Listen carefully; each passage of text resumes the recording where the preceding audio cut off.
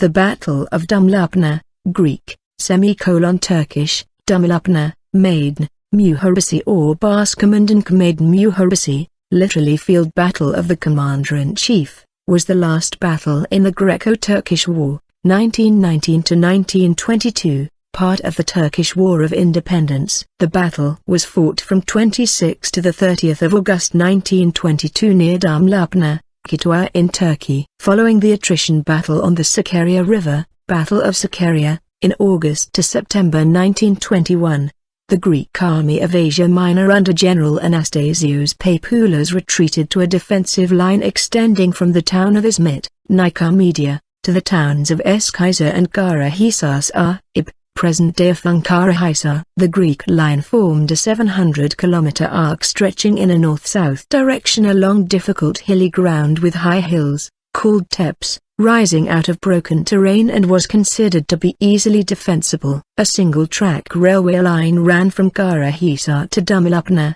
a fortified valley town some 30 miles, 48 kilometers, west of Kara Hisâr, surrounded by the mountains Murat Dağı and Dağı, and thence to Smyrna, present-day Izmir, on the coast. This railway was the main supply route of the Greeks. The Greek headquarters at Smyrna was effectively incapable of communicating with the front or exercising operational control. Preparations. Following the unsuccessful outcome of the Battle of Sakarya, the Greek command structure underwent many changes. Significant forces were withdrawn from the line and redeployed in Thrace for an offensive against Istanbul, which never materialized. The remaining Greek forces were under the overall command of Lieutenant General Georgios Hatzianastis, who had replaced General Papoulas in May 1922, and was widely regarded as mentally unstable. Citation needed. The morale of the Greek troops was low, as May had already been under arms for several years, and there was no prospect for a quick resolution of the war. Political dissent and the fact that they were occupying unfriendly territories further depressed their morale. Despite pressure to attack building up at Ankara, Mustafa Kemal, who had been appointed Commander-in-Chief of the TBMM government, waited and utilized the breathing space to strengthen his forces and split the Allies through adroit diplomatic moves, ensuring that French and Italian sympathies lay with Turks rather than the Greeks. This diplomatically isolated the pro-Greek British. He finally decided to strike the Greeks in August 1922. Knowing that Turkish forces were only adequate to mount one major offensive, he strengthened the Turkish First Army under Sakarya Nureddin Pasha, which was deployed against the southern flank of the Greek salient jutting out to Kara Hisâr. It was a risky gamble, because if the Greek army counterattacked on his weakened right flank and pivoted south, his forces would be cut off. Opposing forces. The Greek forces were organized in the Army of Asia Minor, under Lieutenant General Georgios Hatzianastis, with a total of 220,000 men in 12 infantry and 1 cavalry division. 7. The Army HQ was located in Smyrna. The Army of Asia Minor comprised 3 corps, 1, 2 and 3, under Major General Nikolaos Trikoupis, I Corps in Kara Hisâr, Major General Kymandagianis, 2 corps in Gazligol, and Major General Petros Soumalis, 3 corps in Eskişehir. It also included an independent cavalry division and smaller regiment-sized military commands, mainly for interior protection and anti-guerrilla operations. The total Greek front spanned for 713 kilometers. Each Greek corps had 4 divisions. Corps consisted of the 1st, 4th, 5th and 12th divisions. 2 corps consisted of the 2nd, 7th, 9th and 13th divisions. 3 corps consisted of the 3rd, 10th, 11th and the independent divisions. Each Greek division had 2 to 4 3-battalion regiments and 8 to 42 artillery pieces. Artillery was redistributed between frontline and reserve divisions. Although numerically strong, the Greeks were very deficient on heavy artillery. Only 40 outdated pieces existed in the entire front, and cavalry, 1/2 company per division. The Turkish forces were organized in the western front, under Murat İzmit Pasha, İnönü, with a total of 208,000 men in 18 infantry and 5 cavalry divisions. For the purposes of the offensive, the Western Front HQ was located on Kogatepe Hill, some 15 kilometers south of Kara Hisâr, very close to the battle lines. The Western Front consisted of the First Army under Murat Nureddin Pasha, based also on Kokatip Hill, the Second Army under Murat Yakub Shevki Pasha, Subas, based in Doglad, the Kokali Group under Colonel Halid Bey, Karsalan, and the V Cavalry Corps under Murat Fareddin Pasha, Altai. For the purpose of the offensive, the Turkish command redistributed its forces, reinforcing the First Army. The First Army consisted of the I Corps, 14th, 15th, 23rd and 57th Infantry Divisions, the 2 Corps, 3rd, 4th and 7th Infantry Divisions, and the 4 Corps, 5th, 8th, 11th and 12th Infantry Divisions. The Second Army consisted of the 3 Corps, Porsuk Detachment, Regiment, and 41st Division, the V Corps, 16th and 17th Infantry Divisions plus 1 Provisional Cavalry Division, and the independent 1st and 61st Infantry Divisions. The Kokali Group consisted of the 18th Infantry Division plus additional infantry and cavalry units. The V Cavalry Corps consisted of the 1st, 2nd and 14th Cavalry Divisions. Each Turkish infantry division consisted of 1 assault infantry battalion, 3 3-battalion infantry regiments and 12 artillery pieces, with an average total strength of 7,500 men. Opposing plans. Turkish plan. The Turkish plan was to launch converging attacks with the First and Second Armies against the Greek positions around Kara Hisâr. The First Army would attack northwards, on the Greek positions southwest of Kara Hisâr, held by the Greco Corps. The V Cavalry Corps would assist the First Army by infiltrating through less guarded Greek positions in Kuka Valley, and coming behind the Greek front lines. The Second Army would attack westwards, on the Greek positions north of Kara Hisâr. The first objective was to cut the Smyrna-Kara Hisâr and the Kara Hisâr-Eskişehir railroad lines, thus cutting off the Greek forces in and around Kara Hisâr from Smyrna and the Sea Corps in Eskişehir. In a second phase, the First and Second Armies would meet in the area south of Kütahya, closing a ring around the Greek forces in Kara Hisâr and completely encircling them. Greek plan. The Greek High Command had anticipated a major Turkish offensive. It was however uncertain of the exact direction it would come. The Greeks expected the Turkish attack to come either along the Ankara-Eskişehir railroad line or the Konya-Kara Hisâr railroad line. Unknown to them at the time,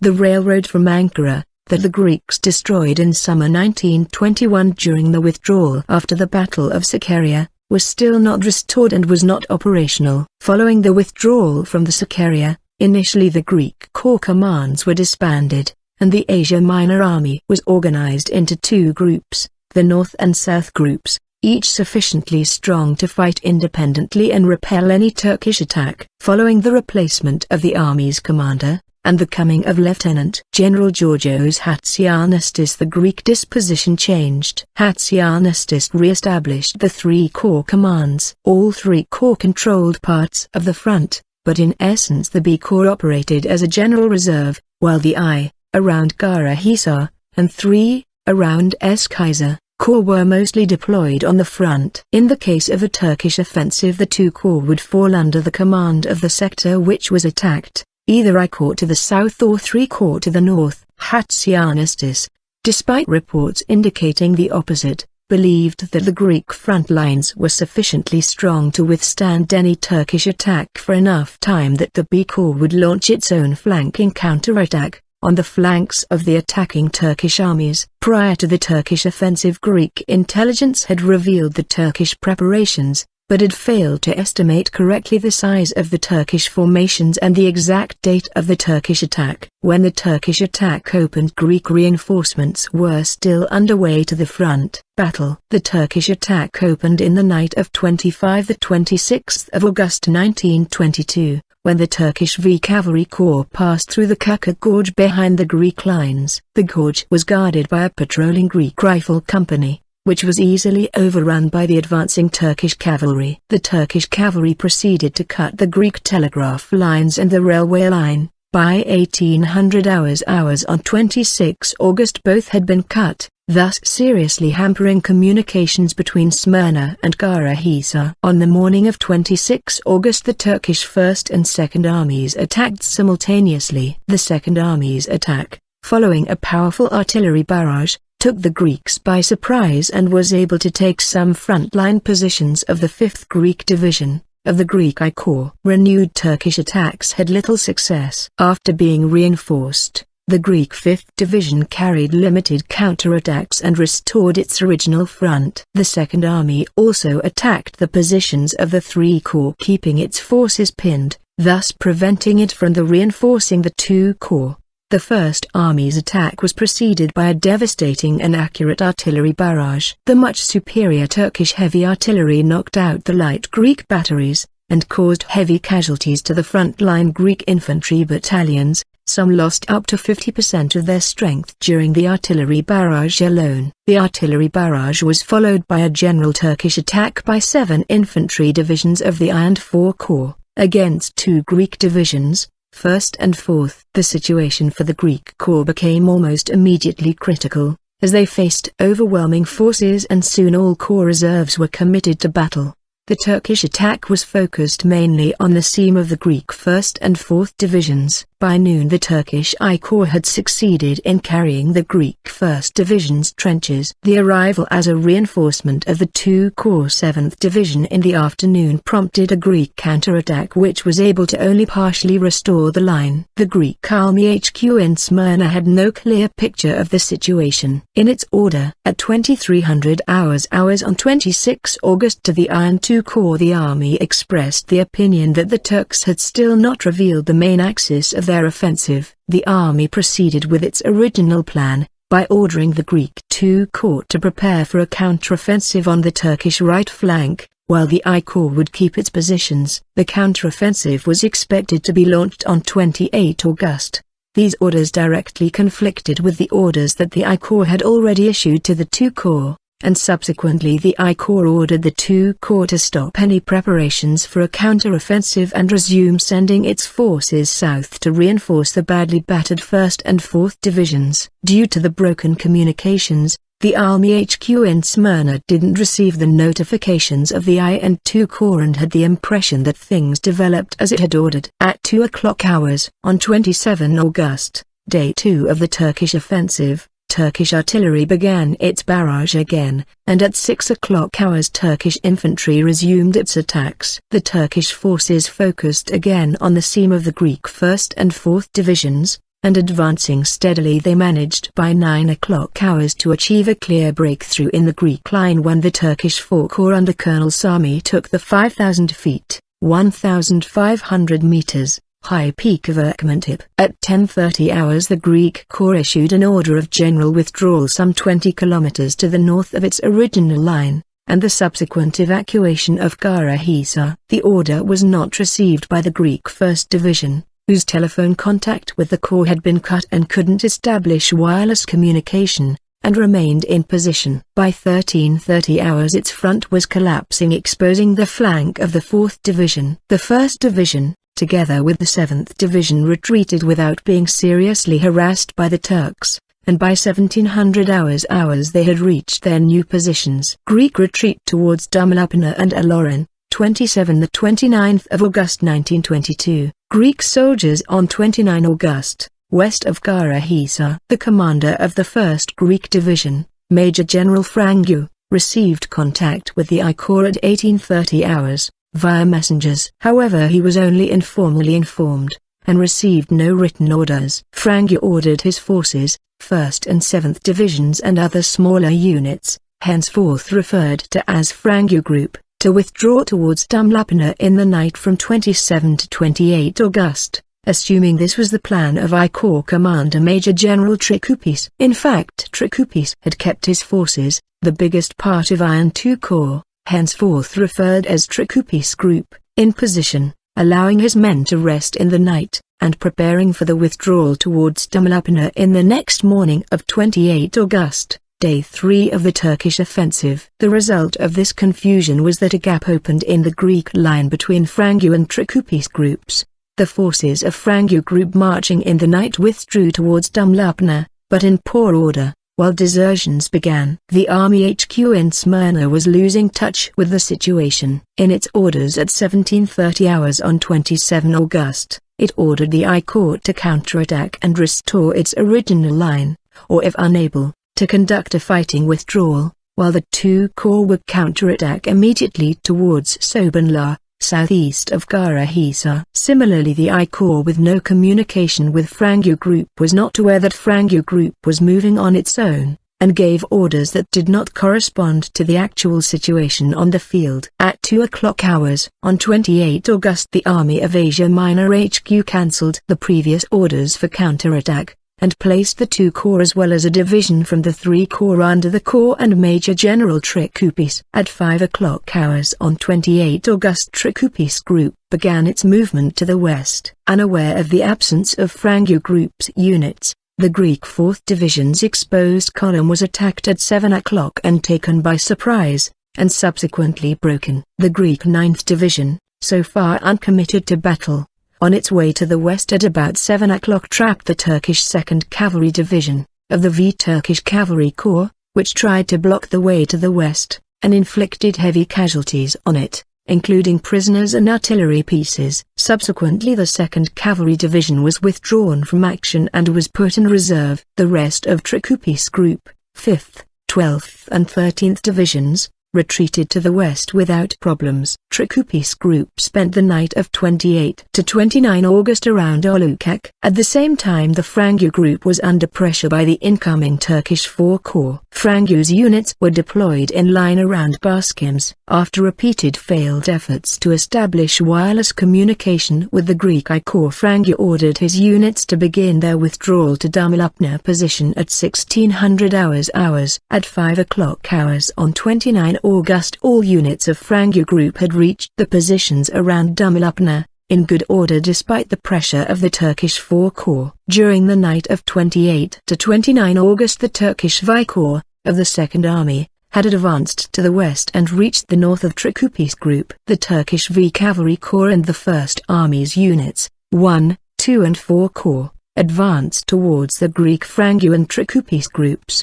The Turkish I Corps advanced towards Dumlupınar and made contact with the Greek Frangu Group, while the V Cavalry Corps and the 4 Corps separated the Greek Trikoupis and Frangu Group. Trikoupis Group was effectively encircled. Trikoupis Group began its movement westwards on the morning of 29 August.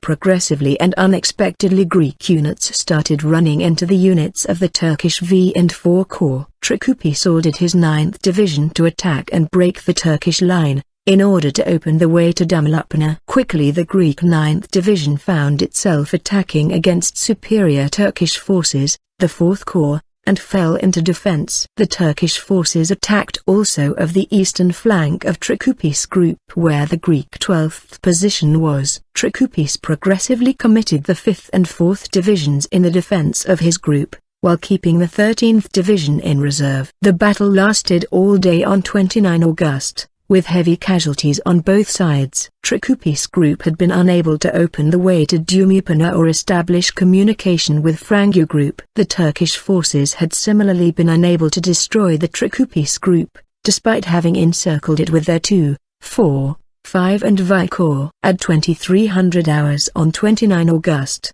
the badly battered Greek units of Trikoupis Group disengaged and began marching towards Solkoy, which was thought to be weakly held by Turkish forces. The Greek units had already lost much of their cohesion, and the night march aggravated the mixing of units. The Greek 5th Division lost its way and lost contact with the Trikoupis Group. The Frangu Group on 29 August held a 20 km front around Dumlupınar. Its position was attacked by the Turkish 1st Corps and the right flank was broken with little fight. In order to leave open a window of hope to the Trikoupis Group to retreat towards Dumlupınar, Frangu ordered his left flank to hold positions at any cost. In the morning of 30 August, after breaking the weak Turkish force blocking the way, the Trikoupis Group arrived in Solkoy, where after 7 o'clock it began taking fire from Turkish artillery. Turkish columns, the 4, 5 and V Corps, were visible marching both south and north of Trikoupis Group. Trikoupis made a council with the commanders of his divisions,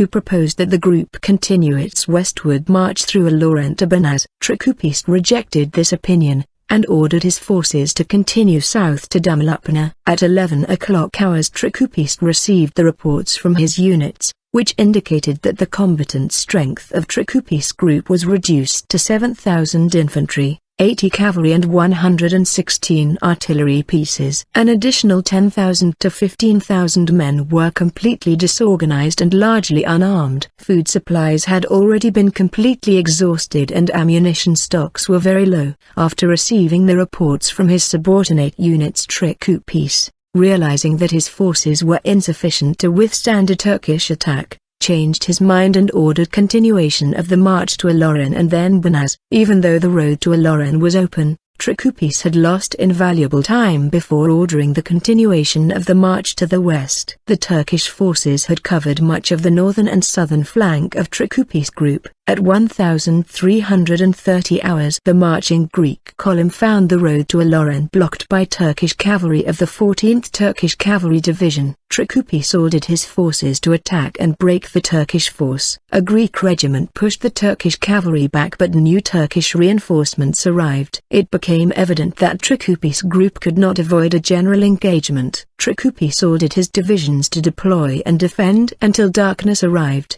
when the march would resume. By 1600 hours, the Turkish artillery became particularly effective, inflicting heavy casualties to the densely concentrated Greek forces. The Turkish IV Corps exercised heavy pressure from the east and south while the V Corps attacked from the north. The situation for the Greek units became critical. At dusk the Greek western flank was broken. Large numbers of non-combatants fled to the west. At 20:30 Trikoupis ordered the remnants of his group to resume the march to the west.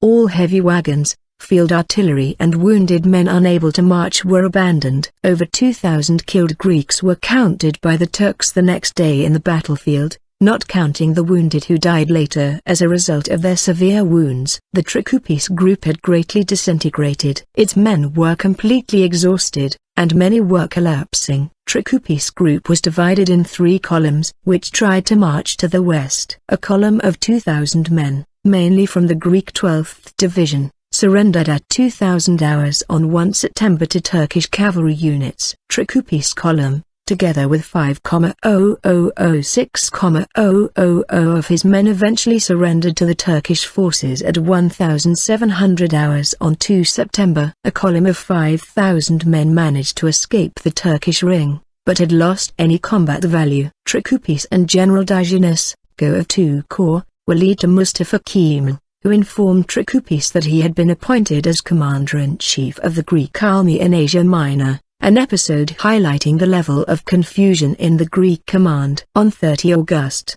Frangu Group was also attacked by the Turkish I Corps. Frangu Group held its positions all day, but at 23:30 its left flank was breached. Frangu ordered his forces to retreat towards Banaz. Thus the battle for Dumlupınar came to an end, and the Greeks began a fighting retreat west, which did not end until they left Asia Minor. Outcome: the end of the Battle of Dumlupınar spelt the beginning of the end for the Greek presence in Anatolia. Trikoupis group, with some 34 infantry battalions and 130 artillery pieces, was destroyed as an effective fighting force. The remaining Frangu group was too weak to hold against the Turkish onslaught. Greek losses were heavy. By 7 September, the Greek army had suffered 50,000 casualties, 35,000 killed and wounded and 15,000 captured. Greek material losses were heavy too. By 4th of September, 910 cannons, 1,200 trucks, 200 automobiles, 5,000 machine guns, 11 aircraft, 40,000 rifles and 400 carloads of ammunitions had fallen into the hands of the Turks. In comparison, Turkish losses were lower.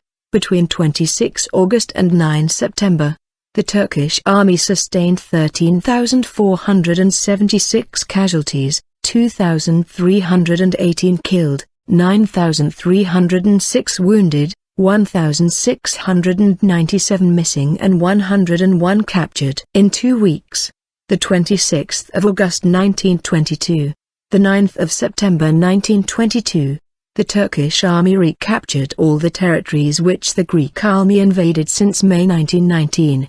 The Turks chased the fleeing Greeks 250 miles, 400 kilometers, to Smyrna, which was later abandoned by the Greek soldiers. During this period the Greek army numbered 300,000 men with an additional 100,000 in reserve. According to the Greek Directorate of Army History, during the Greco-Turkish War, the Greek army suffered 101,000 casualties, 24,240 killed, 48,880 wounded, 18,095 missing and 10,000 captured, out of a 200,000–250,000 men-strong army stationed in Anatolia. Other sources put the total number of casualties even higher at 120,000–130,000. By 1921 the war in Anatolia had cost Greece a sum equivalent to $100 million at the rate of exchange in 1921. Turkish casualties numbered 13,000 killed.